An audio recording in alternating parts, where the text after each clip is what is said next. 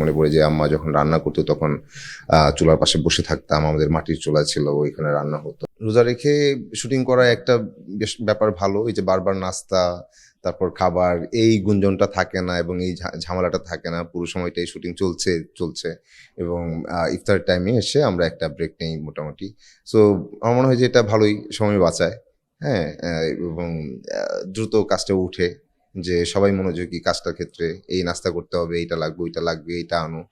নানাজন নানা দিকে ব্যস্ত, প্রোডাকশন টিম ব্যস্ত, কারা কি খাবে না খাবে, এই ইয়েটা অনেকটাই মিনিমাইজ হয়ে যায় আর কি। তো সেই ক্ষেত্রে ভালোই। আর সময়টা কিভাবে কাটে, ওই যে শুট করতে থাকতে সময় কেটে যায় আসলে। হুম।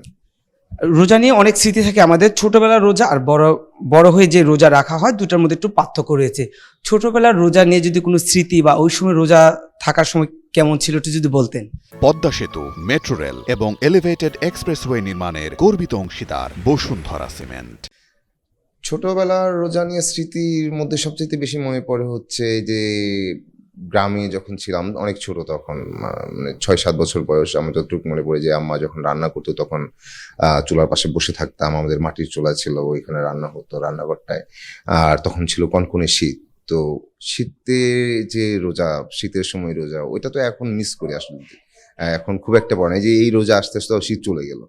তো তখন কনকনে শীত ছিল, বা ছোটবেলায় ছোট ছিলাম তো তখন হয়তো শীতটা বেশিও লাগতো।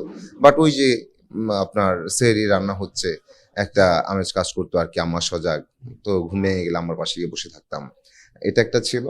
আর ওই যে মাঝে মাঝে মন খারাপ হতো যে ইফতারের সময় ডাকতো না, সকালবেলা কান্নাকাটি, তো পরদিন আবার ডাকার সময় উঠতে গিয়ে কান্নাকাটি, এগুলোই করতাম আর কি।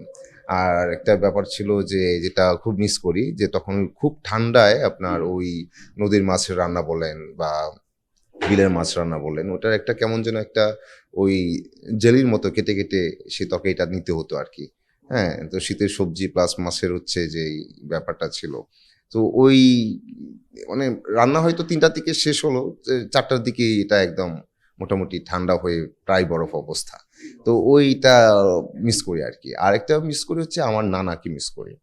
তো উনি রমজানে দেখা যেত যে আমরা যখন বেড়াতে যেতাম নানুর বাড়ি, তো সবাইকে নিয়ে উনি খুব হাঁক ডাক দিয়ে আর কি বসতেন, এবং কাউকে ছাড়া বসবে না এরকম।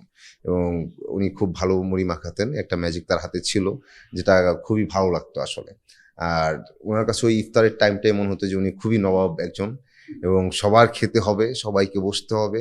এই যে তার মধ্যে এক ধরনের আমেজ ছিল, এবং সবাইকে নিয়ে বসে খাওয়ার মধ্যে তার চোখে মুখে যে এক ধরনের তৃপ্তি কাজ করতো, সেই ব্যাপারটা মানে মনে পড়ে এবং নানাকে মিস করি আর কি।